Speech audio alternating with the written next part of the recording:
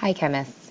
In our last video, we focused on how to perform calculations using particles and basically counting how many things you have, so whether those things were atoms, molecules, or formula units. This video is going to focus on how we can quantify, again, our samples by looking at how to measure with mass. At the end of this video, you should be able to calculate something called molar mass and use molar mass to calculate the mass of a substance given the number of moles and vice versa. So let's talk a little bit about atomic mass versus molar mass. So atomic mass, remember, is the mass on the periodic table. It's the mass of a single atom in atomic mass units. For example, one carbon atom equals 12.01 AMU. The molar mass, sometimes abbreviated with two capital M's, is the mass of 1 mole of a substance. It is equal to the atomic mass in grams. So all that means is that you're going to have your periodic table nearby to calculate molar mass. For example, if you had 1 mole of carbon atoms, that is going to equal 12.01 grams. Here's some examples. So if I said, what is the molar mass of aluminum sulfide, or Al2S3? You will do a similar calculation where you will start out with the 2 aluminums. So you can see I wrote a 2, and that indicates that there are 2 aluminum atoms. And then I have 2 times the mass on the periodic table, which is 26.98. That'll give you 53.96. Next up is sulfur. It'll be 3 times 32.07. That'll give you 96.21. You will then have to add the masses of these two things together. And I do recommend rounding all your decimal places 2 to the right. And so your answer would be 150.17 grams of aluminum sulfide. And that is set equal to 1 mole of aluminum sulfide. Let's look at this one. This one's a little bit more challenging, especially because you can see you have parentheses in there. So what's the molar mass of barium phosphate? Well, the barium's not too hard, so we'll start with the barium. So notice it's 3 bariums.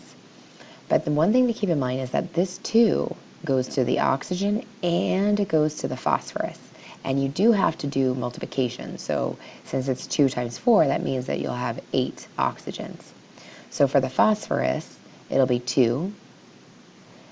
And then for the oxygen, it'll be 8. And then you want to add them all together, and that will be the molar mass of barium phosphate.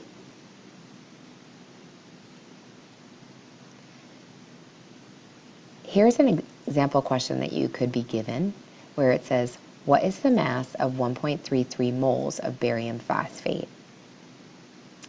We'll start with our known, and then we have our unknown. Just like usual, we'll start with our known, we'll put it over 1.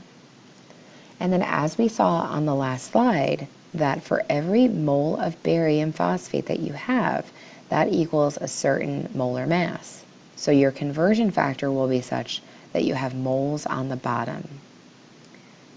And then when you do that, you can see moles of barium phosphate cancel out with moles of barium phosphate.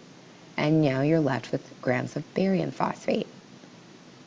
So your answer should be approximately 801 grams. Again, your sig figs are based off of the known, which has 3, so your answer has 3. Here's another example. How many moles are equal to 157.8 grams of calcium chloride? We'll start with our calcium chloride. That's 157.8. We're going to look for how many moles of calcium chloride that is. You'll start with the 157.8 grams over 1.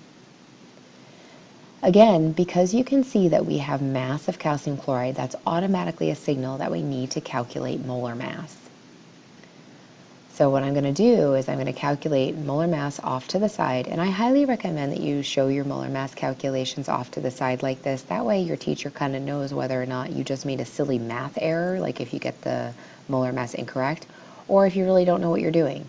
So I always tell my students, make sure you just show the little calculation off to the side, so it makes it a lot easier for your teacher to see that you just made a math error, no big deal.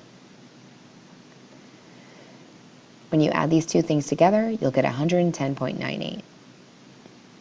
So that means that when you set up your conversions, since we have grams of calcium up here, we're going to have grams of calcium down there. And when we do that, grams and grams divide out, and we're left with moles of calcium chloride, which should end up being 1.422 moles. As I mentioned in my last video, practice is really important in this unit, so make sure you keep doing your homework and ask your teacher if you have questions. Thank you so much for watching.